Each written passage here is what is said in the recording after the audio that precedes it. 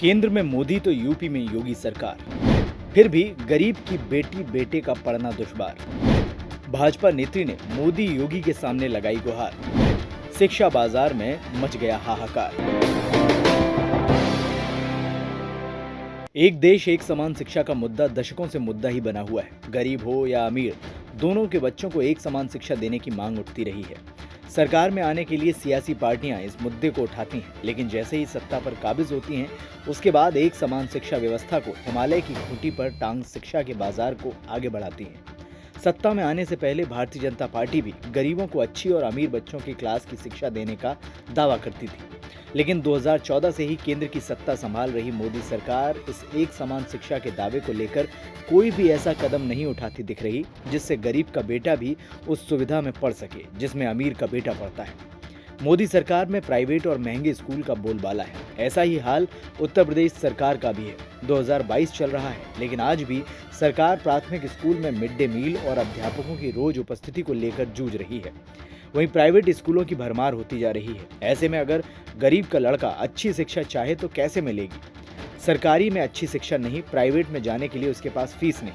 ऐसे में सुल्तानपुर जिले में भाजपा नेत्री रेखा निषाद ने जिले स्तर पर एक समान शिक्षा को एक बार फिर उठाया।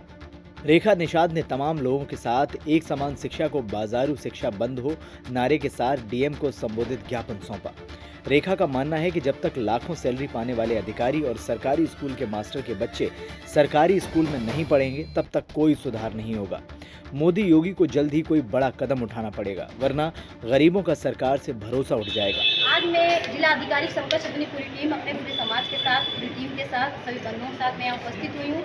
इसलिए उपस्थित हूँ कि शिक्षा व्यवस्था को लेकर जिस तरह आज दिन देखा जाता है कि प्राइमरी पाठशाला में शिक्षा की व्यवस्था रहती है, बच्चों को न पेयजल मिलता है, न सीधे कुछ व्यवस्था मिलती है।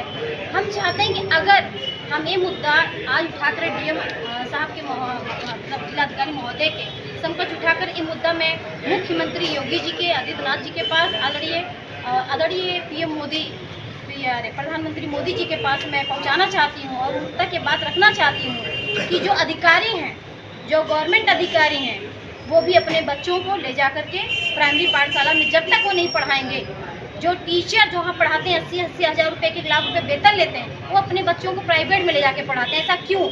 उनके बच्चों को भी प्राइवेट में, वहीं प्राइमरी में पढ़ने का ये नियम लागू करना चाहिए कि वो भी अपने बच्चे प्राइमरी में पढ़ाएं। जब प्राइमरी में ऐसा नियम लागू हो जाएगा तो 100% हिंदुस्तान की शिक्षा व्यवस्था सुधर जाएगी। सुबह में केंद्र और मतलब योगी सरकार दोनों सरकार ही नहीं की है, तब भी इतनी लापरवाही क्यों?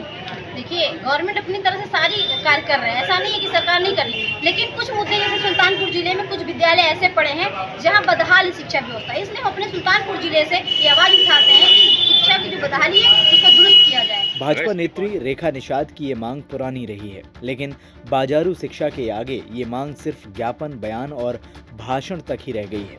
Bureau report, NDTV Bharat. देश दुनिया की ताज़ा तरीन खबरों से रूबरू होने के लिए सब्सक्राइब कीजिए आपका अपना चैनल एनडीटीवी भारत।